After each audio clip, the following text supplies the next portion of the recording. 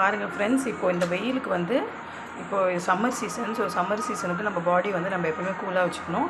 அதுக்கு என்ன பண்ண போகிறோன்னா பாதாம் பிசினி. ஸோ பாதாம் பிசினி ரெண்டுத்துலேயே ரெண்டு ஸ்பூன் போட்டுக்கோங்க. போட்டுக்கிட்டு இப்போ இதில் நாகப்பழம் எசன்ஸ் சுகரே வேண்டாம், நம்ம நாகப்பழம் எசன்ஸ் மட்டுமே போதும். ஸோ இதில் வந்து காய்ச்சின பால் கொஞ்சமாக ஊற்றிக்கணும்.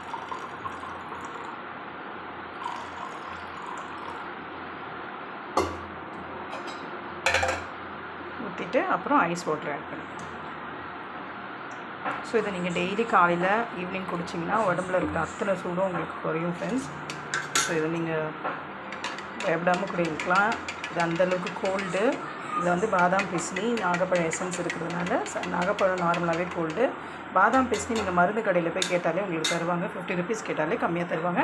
நீங்கள் ஒரு பாத்திரத்தில் தண்ணி பிடிச்சி, பெரிய பாத்திரம் எடுக்காதீங்க, சின்ன பாத்திரம் எடுத்து தண்ணி பிடிச்சி அதில் நைட்டே போட்டு வச்சிங்கன்னா நீங்கள் எந்த பாத்திரத்தில் தண்ணி வைக்கிறீங்களோ அந்த அளவில் உங்களுக்கு பாதாம் பிசினி ஃபுல்லாகிடும். டெய்லி ஒரு ஸ்பூன் 2 ஸ்பூன் போட்டு இந்த நாகப்பழம் எசன்ஸ் ஊற்றி ஐஸ் வாட்டர் ஊற்றி பால் ஊற்றி மிக்ஸ் பண்ணி குடிங்க. உங்கள் உடம்புல இருக்கிற சூட்டு தண்ணி. Okay friends, see you in the next video. Bye.